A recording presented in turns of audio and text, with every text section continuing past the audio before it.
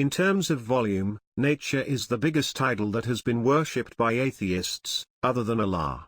Nature is the biggest idol in size throughout the history of human blasphemy. Dr. Ahmed Ibrahim's book, Mind Penetration, is one of the best book I recommend regarding this topic. The topic of issues related to physics and atheism. The book discusses these issues with scientific professionalism. It also contains responses to different atheistic suspicions. You can find the book in the first link in description. Download the book and share it among those who are interested. May Allah bless you. Arthur Eddington, an atheist physicist, acknowledges this dilemma as he says, "The notion of a starting point to this universe is repugnant to me. It's an idea I hate." May Allah, peace, mercy and His greetings be upon you. In this episode, we will handle physical issues related to the emergence of cosmos, and suspicions that atheists pose in these issues. Firstly, we must know that atheism is based on the conviction that nature is capable of creating and generating.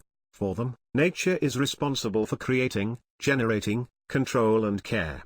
They attributed everything to nature. Nature is everything.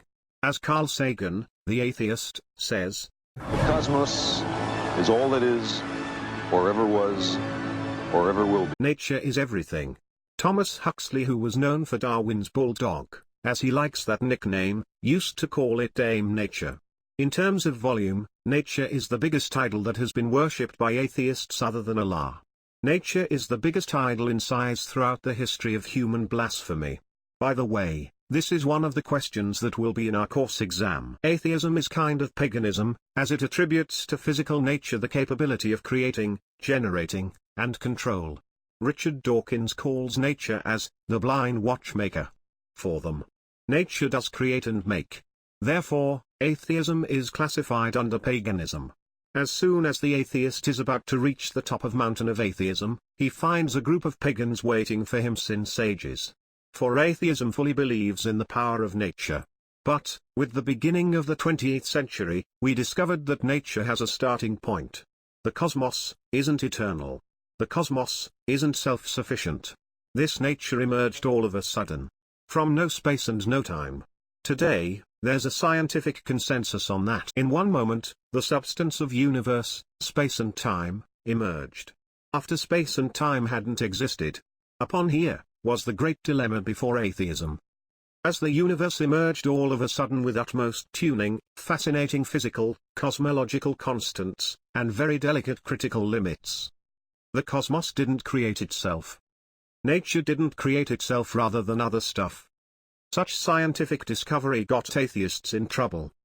David Belinsky, American agnostic, says, "Physicists get very upset from the fact that our universe had a starting point, because it's a matter of religious obligations. It's something that will make you consider the Creator." In his famous book, A Brief History of Time, Stephen Hawking also says that those who do not like the fact that the universe has a starting point, they don't like it because it has a religious dimension. Arthur Eddington, an atheist physicist, acknowledges this dilemma, as he says, "The notion of a starting point to this universe is repugnant to me. It's an idea I hate." Arab atheists, of course, live the obtuseness and tepidity state of the ignorant. As they laugh at the fact that the universe has a starting point, because they don't comprehend the dimensions of that obligation. The fact that the universe has a starting point forced atheists across the globe to make assumptions and guesses. For instance, they said, there might have been physical laws existed before the emergence of our universe. Allah, the Almighty, says in the Noble Quran. Chapter 34 Surat Sabah, verse 53. وقد كفروا به من قبل ويقذفون بالغيب من مكان بعيد. When atheists rejected the truth, they were forced to cast slanders on the unseen without having proof or evidence. Just making any assumption or even imagination to get away from religious obligations. The notion that there are physical laws existed before our universe is so absurd. Because the word before isn't existed in nature, before and after are words related to time. As we said before, our universe came from no time. Subsequently, The word before doesn't exist in the materialist natural world. For simplicity, as we said, our universe came from no space and no time. Therefore, the word before doesn't exist in the material world because time itself only emerged by the emergence of the material world. Subsequently, you have no choice but direct divine creation of time, space, universe and its substance. Have you answered the question with that assumption, that there might be laws before our universe? The question remains, what's the origin of these laws? Who codified them? Who gave them their functions? What's the origin of law of gravity? The law that atheists supposed to exist before our universe. What's the origin of that law? Who codified it? Moreover, law of gravity is just like other laws, it's just a description of phenomenon, not the phenomenon itself. For simplicity, we say that law of gravity explains why this pen falls and calculate its fall speed. But it doesn't explain where this pen came from, or more correctly speaking, it didn't create that pen. Law of gravity won't create a billiard ball. But, it only describes its motion if it falls on the ground. Law of gravity is just like other laws, it is not an independent entity but its mathematical description for a specific event. But atheists assume that law of gravity is fair enough to create a billiard ball, stick and the player as well. It's the utmost absurdity to justify superstitions. Accordingly, laws of internal combustion inside car engine don't create the engine. It's illogical to assume that laws of internal combustion inside car engine have created the engine, the car, the driver and the road. Atheists resorted to such desperate absurdities only when they got in trouble. An atheist may say, maybe, we'll know the answer to these questions in the future. This is called invocation with future, and it's the most popular fallacy atheists fall into. I will disbelieve depending on a proof that might be discovered in a future I won't be living in. Thus, atheists of the future will fall into the same fallacy. You won't find but future who will laugh at those. Allah, the Almighty, says in the Noble Quran. Chapter 42 Surat Al-Zura, verse 16. والذين يحاجون في الله من بعد ما استجيب له حجتهم داحضة عند ربهم وعليهم غضب ولهم عذاب شديد. It's not wise to appeal to guesses, so that you could get away from believing in the Creator. The phenomenon of cosmos that emerged with fine-tuned and critical limits, has certain evidence that proves the existence of God, who perfected everything, which He created. If you abolished that mental proof, that obliges you to subject to the Creator, at which stage will you subject to Him? Allah, the Almighty, says in the Noble Quran. Chapter 67 Surat Al-Mulk, verse 10. وقالوا لو كنا نسمع أو نعقل ما كنا في أصحاب السعير. The cosmos emerged perfectly in a moment, with fascinating physical constants.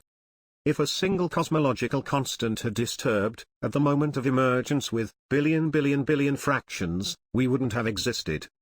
Which is closer to reason, believing in the Creator upon religious faith, or such bizarre assumption that atheists pose? Think wisely. On the other hand, this cosmological constant is tuned to 1 part and 10 to the 120, 120 decimal places. Nobody thinks that's accidental. That is not a reasonable idea, that something is tuned to 120 decimal places just by accident. That's the most extreme example of fine-tuning. No force in the history of cosmology has ever been discovered to be that finely tuned. The cosmological constant needs to be set to 1 part in a trillion.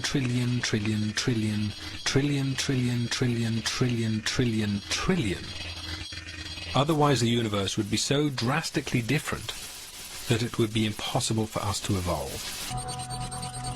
That the cosmological constant arrived at such a tiny value by chance seemed to be out of the question. A thing arrives at such a tiny value by chance, seems to be out of the question.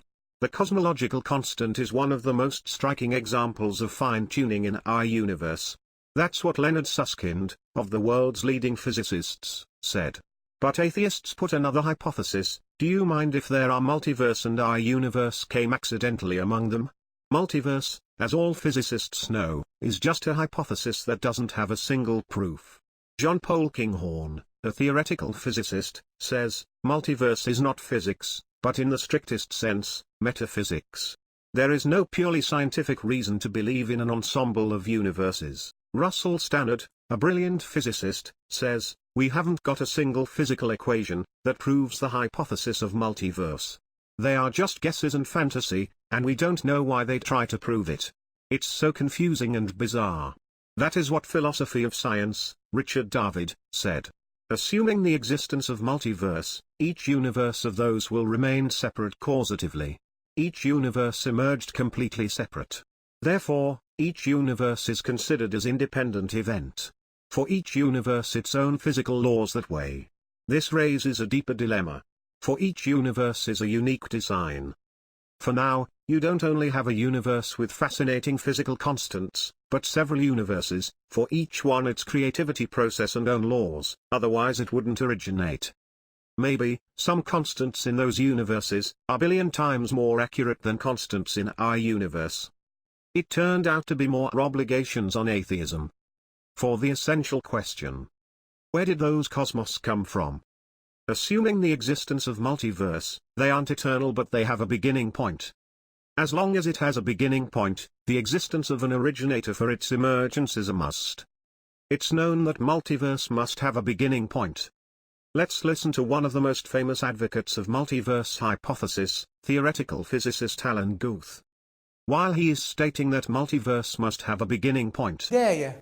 There had to be some original, the mother of all beginnings. Yes, that's right. Those issues are still a little unclear. I wouldn't say that those things are shown beyond doubt, but with reasonable assumptions, one could show that even in the context of inflation, with many bubbles forming, there would still be somewhere an ultimate beginning. There would still be somewhere an ultimate beginning. There would still be somewhere an ultimate beginning. it would still be somewhere ultimate beginning. It would still be somewhere ultimate beginning for everything. The question, where did those universes come from, will remain. Let's present an example, to show how this assumption is so absurd. When we ask someone, where did this handsome kid come from? Is it possible to reply, he might have other brothers, and some of them might be ugly? Is this an answer? Where did this neat and marvelous universe come from? There might be other universes. Such an absurd answer to a mental and logical question. Christian de Duve says, if you try to sink the fish with all oceans of this world, it will remain and demonstrate its existence. It won't sink, because fish don't sink if they are put in water. Likewise, if you try to sink our universe with millions of universes, the obligation of fine-tuning in our universe will remain. Obligations and questions will remain alive, even if you tried to sink them with billions of universes. Moreover, each new universe will make obligations more complicated. By the way, there's no Islamic impediment for other universes to exist. Allah, the Almighty, is the Lord of all worlds. Allah, the Almighty, says in the Noble Quran, Chapter 1 Surat Al-Fatiha, Verse 2. Alhamdulillahi Rabbil Alameen. The fraud is assuming that those universes are justification for the existence of our universe. Each universe is completely separate from others. Each universe has a beginning point. Each universe came as a result of fascinating creativity. Otherwise, it wouldn't originate. The last assumption we present in this episode is that atheists say, why do you object if we assumed that our universe appeared by accident? Whoever believes that the universe appeared by accident knows nothing of principles of possibilities. Because the accident have two attached terms, space and time. The accident requires space and time to generate its impact. As we said, the cosmos came from no space and no time. Subsequently, it came from no accident. For our today's assignment, it's a book that will be sustainable over 2 episodes. It's one of the smartest Arabic books about the topic of this episode. Dr. Ahmed Ibrahim's book, Mind Penetration, is one of the best books I recommend regarding this topic. The topic of issues related to physics and atheism. The book discusses these issues with scientific professionalism. It also contains responses to different atheistic suspicions.